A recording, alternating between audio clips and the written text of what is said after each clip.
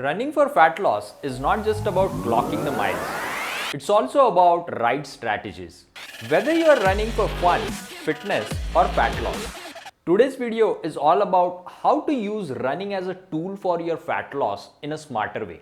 Stick around because by the end, you will know exactly how to make your runs work for your goals. First, let's understand one simple fact. Fat loss happens when you burn more calories than you eat. This is called a calorie deficit. But it's not about only burning calories. It's also about combining your running with the better food choices and staying consistent with that. For example, swapping out processed snacks for fresh fruits, veggies and lean protein helps you to stay full while keeping your calories in check. So don't just think about how much you run. Think about what you are putting on your plate. Okay, so how do you actually run to lose the fat?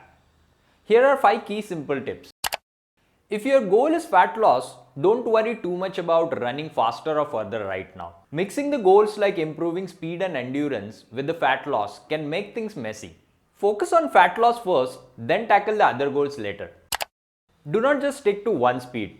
Mix slow and steady runs with a short burst of faster runs. This combination helps you to burn fat efficiently. Think of it like this. Slow runs burn fat steadily, while fast runs boost your metabolism, helping you to burn calories even after you stop running. Use the 80-20 rule. 80% of runs should be easy and 20% should be hard.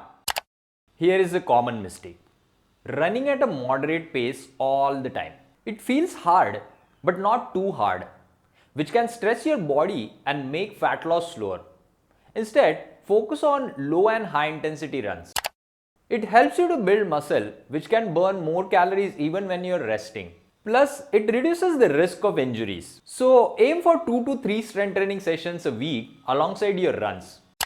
If your runs are short, make sure you're moving throughout the day. Walk more, take more steps, and do light activities. Every little bit adds up to help you burn more calories. Now, let's talk about the food. Because running alone won't work if the nutrition is not right.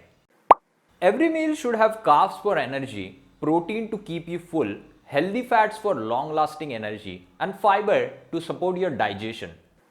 Eat until your hunger is satisfied, not until you are stuffed. And do not waste the food. Remember, you can always take more if you are still hungry. Combine the foods that keep you full for longer.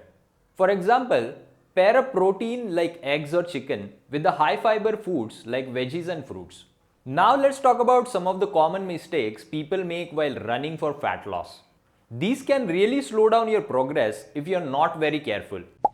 Running on an empty stomach might feel like a good idea because you're burning fat, but it can leave you super hungry later in the day. This makes it much harder to stick to your calorie goals. Instead, try having a light snack like a banana or a peanut butter sandwich before your run to fuel your workout without overloading on calories.